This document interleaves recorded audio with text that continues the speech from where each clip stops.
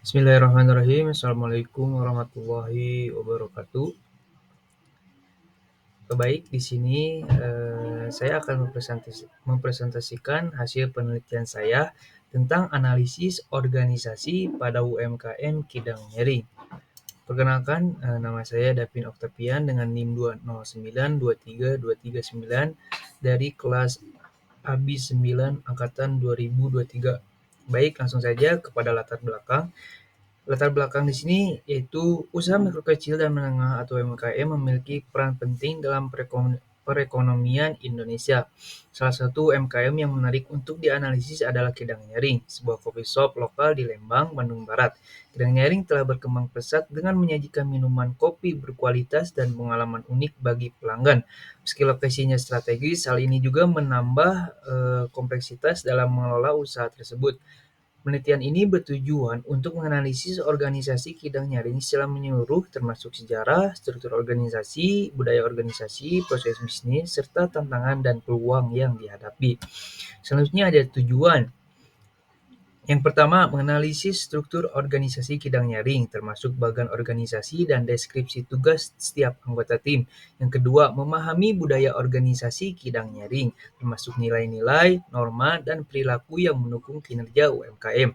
Yang ketiga, mengetahui proses bisnis di Kidang Nyaring, mulai dari persiapan bahan baku hingga distribusi produk ke konsumen. Terus yang keempat, mengidentifikasi tantangan dan peluang yang dihadapi oleh Kidang Nyaring dalam menjalankan operasional. Yang kelima yaitu memberikan rekomendasi perbaikan atau pengembangan yang dapat dilakukan oleh Kidang Nyaring untuk meningkatkan kinerjanya.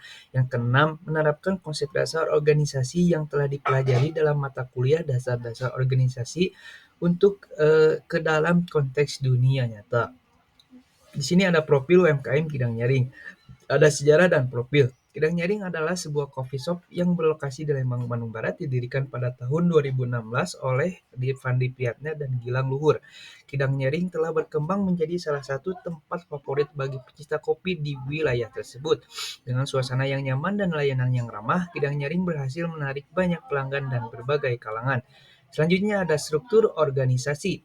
Yang pertama ada pemilik atau manajer yang bertugas pengambilan keputusan strategis, manajemen operasional, pengawasan keseluruhan. Yang kedua ada barista, yaitu tugasnya menyeduh kopi, membuat minuman, menjaga kebersihan dan area kerja. Yang ketiga ada waiters, yaitu melayani pelanggan, mengambil pesanan dan menyajikan makanan dan minuman. Yang keempat ada koki, yaitu mempersiapkan dan mengolah makanan ringan. Yang terakhir ada staf administrasi, yaitu mengurus administrasi, pencatatan transaksi, pembayaran gaji, dan pengelolaan stok. Selanjutnya ada budaya organisasi. Jadi budaya organisasi di Kidang Nyaring yaitu berdasarkan nilai kerjasama, kejujuran, pelayanan prima, disiplin, dan keagamaan. Semua karyawan wajib memakai celana panjang dan melaksanakan ibadah sholat tepat waktu. Selanjutnya ada proses bisnis. Proses bisnis di Kidang Nyaring melibatkan beberapa tahap. Yang pertama persiapan bahan baku, yaitu bahan-bahan dipilih dengan teliti untuk memastikan kualitas yang baik. Yang kedua produksi. Yang pertama produksi minuman. Jadi kopi dan minuman lainnya diseduh sesuai pesanan pelanggan. Yang kedua ada makanannya, yaitu burger dan pizza dibuat secara homemade dengan proses yang efisien dan higienis. Nasi dan cemilan diproses menjadi frozen food untuk ketersediaan stok dan konsistensi kualitas. Kemudian dipanaskan atau dimasak ulang sesuai pesanan. Yang terakhir ada distribusi produk. Minuman dan makanan disajikan kepada pelanggan oleh waiters. Nah, di sini ada dokumentasi tempat atau produknya. Ada beberapa ya. Selanjutnya ada analisis organisasi. Jadi efektivitas struktur organisasi, bagian organisasi jelas, namun ada masalah komunikasi dan koordinasi antar anggota. Yang kedua budaya organisasi, mendukung kinerja UMKM, namun beberapa anggota belum melaksanakan ibadah sholat tepat waktu. Yang ketiga ada proses bisnis, sudah cukup baik tetapi masih ada ruang untuk pengembangan produk dan layanan baru. Yang terakhir ada tantangan dan peluang, persaingan dan kopi shop lainnya, dan peningkatan biaya produksi, potensi pasar baru, dan inovasi produk. Selanjutnya ada rekomendasi perbaikan atau pengembangan organisasi. Yang pertama, perbaikan struktur organisasi. Jadi di Kidang penyesuaian tugas tentang jawab, rapat rutin, alat bantu komunikasi. Yang kedua, penguatan budaya organisasi, pelatihan nilai-nilai, pengawasan ibadah sholat tepat waktu. Yang ketiga, optimasi proses bisnis, peninjauan tahapan produksi, inovasi produk. Yang keempat, pengembangan produk dan layanan, riset pasar baru, kolaborasi dengan mitra bisnis.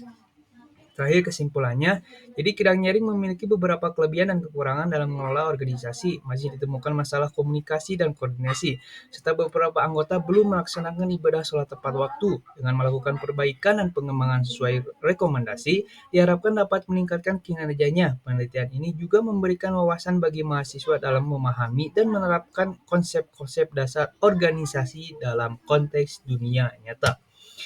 Baik, segitu saja yang saya bisa sampaikan. Mohon maaf bila ada kekurangan atau kesalahan. Wassalamualaikum warahmatullahi wabarakatuh.